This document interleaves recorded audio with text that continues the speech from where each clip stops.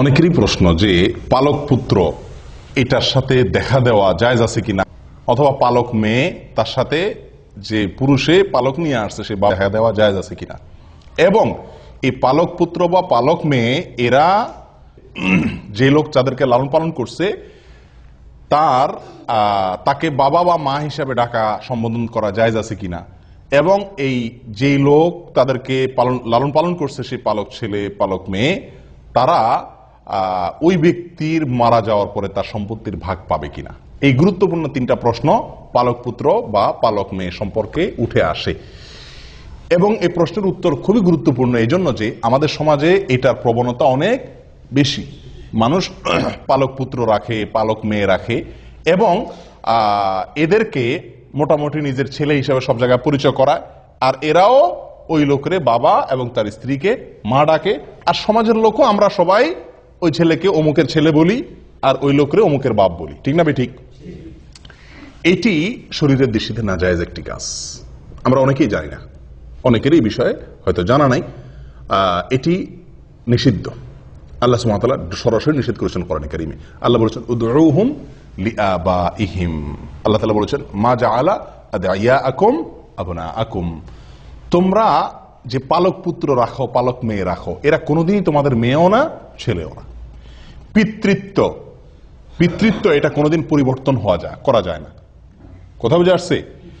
আপনাকে যিনি জন্ম দিয়েছেন তিনি আপনার বাবা, জীবনে একবারের জন্য আপনার ভরণ পোষণ দেন নাই, তারপরও তিনি আপনার বাবা, আপনার প্রতি অবিচার করছেন, খোঁজ খবর নেন নাই, চলে গেছেন, তবুও তিনি আপনার বাবা। আমি বুঝাতে পারছি? আপনাকে গর্ভে ধারণ করেছেন, তিনি আপনার মা, কিন্তু দেখা গেল কয়দিন পরে কোন একটা কারণে তালাক হয়ে গেল, আর বিয়ে হয়ে গেছে, মা আপনার জীবনে কোনদিন খবর নেয়নি, তারপরও তিনি আপনার মা। অন্য মহিলা আপনাকে সারা জীবন লালন পালন করুক, কখনো সে আপনার এই মায়ের পদটা পাবে না। আমি কি বুঝাতে পারছি? আপনাকে যিনি জন্ম দিয়েছেন সেই বাবার পদটি সারা জীবন আপনাকে স্বর্ণের থালেও যদি কেউ খাওয়ায় সে আপনার বাবার পদটি পাবে না।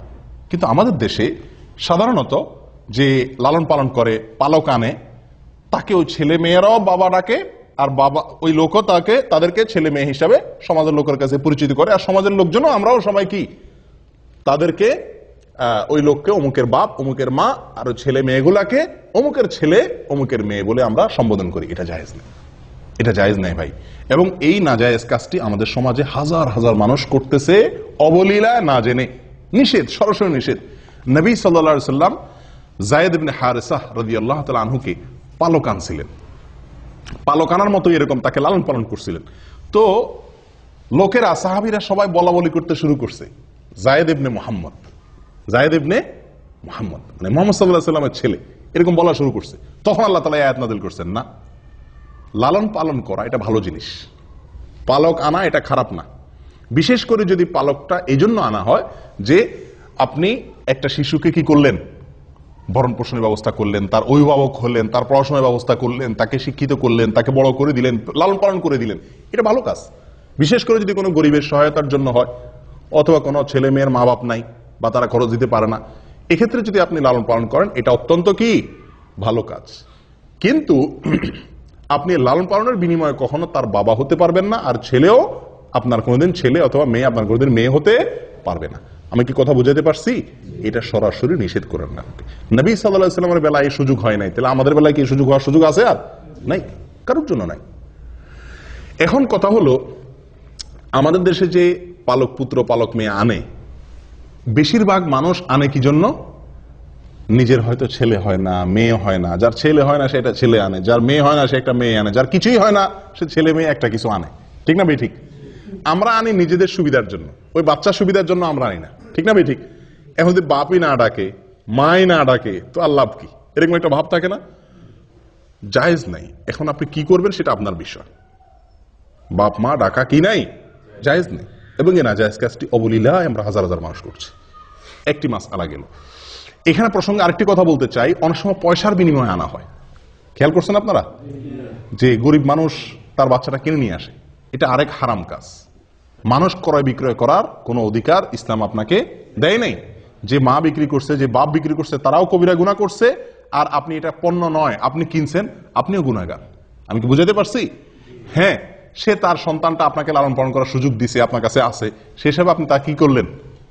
খুশি হয়ে তারা কিছু হাদিয়া তোফা দিলেন, সেটা ভিন্ন জিনিস। তার মন খারাপ হতে পারে, তার একটু আমি সহযোগিতা করলাম, সেটা ভিন্ন জিনিস। কিন্তু এর চাইতে বড় বিষয় হলো, আপনি যদি 1 কোটি 10 কোটি 20 কোটি 50 কোটি না সারা পৃথিবীও দিয়ে দেন, কাকে? ওই সন্তানের গর্ভধারিণী মাকে, তার জন্মদানকারী বাবাকে, তবুও আপনি কোনোদিন তার বাবা এবং মা হতে পারবেন না। এই সুযোগ নাই। মনে চাইতেছে বাচ্চা পালন করার, পালন, পালাতে বাধা নেই, কিন্তু বাবা হতে পারবেন না, মাও হতে পারবেন না। দ্বিতীয় কথা হলো, এই যে সন্তানটা, এই সন্তানটা বড় হইলে, ছেলে হইলে, ওই যে মহিলার ঘরে লালন পালন হয়েছে, সে মহিলার সঙ্গে তার পর্দা করা কি ফরজ, কারণ এই সন্তান তার কি না, পেটের সন্তান না।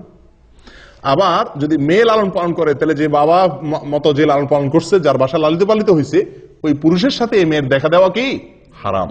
আমি কি বুঝাতে পারছি? কিন্তু এটার উপরে আমল করে কে? এখন কথা হলো, একই ঘরে থাকলে এই ছেলেকে এই মেয়েকে সারা জীবন লালন পালন করলাম, ছেলের মতো মেয়ের মতো করে, তার বাপ মা খুশি হয়ে আমার কাছে লালন পালন করার সুযোগ দিছে, তো এটা কিভাবে সম্ভব যে তার সাথে পর্দা করব? আপনি যদি তার সাথে পর্দা না করতে চান, এই ছেলে যখন ছোট ছিল, এই মেয়ে যখন ছোট ছিল, তার উপায় হলো তখনই তাদেরকে আপনার স্ত্রীর দুধ যে কোনো ভাবে চিবিয়ে চাবিয়ে কোন রকম দুধ খাওয়াই দেন, তাহলে আপনার দুধ সন্তান হয়ে গেল, এই ছেলে আপনার কি হয়ে গেল। এখন আপনি বাবা মাও বলা যাবে, আবার কি দেখাও দেওয়া যাবে, কারণ দুধ সন্তানের সাথে দেখা দেওয়া যায়। কথা বুঝতে পারছি? ওই মহিলার যদি দুধ না থাকে, আপনার বোনের দুধ খাওয়াই দেন। কথা বুঝে আসছে? এক কথায়, অথবা মহিলার বোনের দুধ খাওয়াই দেন, তাহলে অন্তত মহিলার সাথে দেখা দেওয়ার সুযোগ হবে। এক কথায় দুধ সম্পর্ক তৈরি হয়, এরকম কারোর সাথে দুধ খাওয়াই দেওয়ার ব্যবস্থা করতে হবে। তাহলে কি হবে? ওটা ছোটবেলায় করতে হবে। তাহলে কি হবে? দুধ সন্তান হয়ে যাবে, এবং ওই সম্পর্কের কারণে আপনার তার সাথে দেখা দেওয়া কি হয়ে যাবে, জায়েজ হবে। নাম্বার 3, সম্পত্তির মালিক এটা কোনোদিনই হবে না। এই সুযোগ দুধ সন্তান হলেও হবে না। আমি কি বুঝাতে পারছি? আপনি এত কষ্ট করে ছেলে পারলেন, মেয়ে পারলেন, আপনার যত সম্পদ রেখে যান, এক আনি সম্পদে, এক বিন্দু সম্পদে এই বাচ্চা পাবে না শরীয়তের হুকুম অনুযায়ী। আপনার যদি কোনো সন্তান না থাকে, আপনার ভাইরা পাবে, বোনরা পাবে, এই সন্তান কিছুই পাবে না। কথা বুঝছেন? কারণ সন্তান পাওয়ার জন্য রক্ত সম্পর্কীয় আত্মীয় হতে হয়। এই ছেলের সাথে আপনার রক্তের কোনো কি নেই, সম্পর্ক নাই। আমি কি বুঝতে পারছি? হ্যাঁ, যদি রক্ত সম্পর্কীয় হয় তাহলে আবার সেই হিসাবে পাবে, সেটা ভিন্ন জিনিস। কথা কি বুঝতে পারছি? হ্যাঁ, এখন যদি আপনি বলেন যে সারা জীবনের লালন পালন করলাম, এ কিছুই পাবে না, কেমনে হয়? তাহলে আপনি একে জীবদ্দশায় যা মনে চায় তাকে কি করতে পারেন, দান করে দিয়ে যেতে পারেন। আমি কি বুঝতে পারছি? কারণ ওয়ারিস ছাড়া অন্য কাউকে জীবদ্দশায় নিজের সম্পত্তি তারা কি করে দেওয়া যায়, দান করে দেওয়া যায়। তাহলে 3টা সমস্যার কথা বলছি, 3টা সমস্যার কি আছে, সমাধান আছে। বুঝতে পারছি? কিন্তু এই সমাধানগুলাকে আমরা গ্রহণ না করে সরাসরি আমরা কি করি, ওই পালক পুত্রের ছেলে মেয়ে ডাকি, বাবা মা ডাকি, পালক বাপরে, পালক মারে, এবং তাদের সাথে দেখা দেই, এবং তাদেরকে সম্পত্তির ভাগ দেয় মৃত্যুর পরে। এই সবগুলাই অন্যায় কাজ, গর্হিত কাজ। আল্লাহ আমাদেরকে বুঝার তৌফিক দান করেন। জাযাকুমুল্লাহ।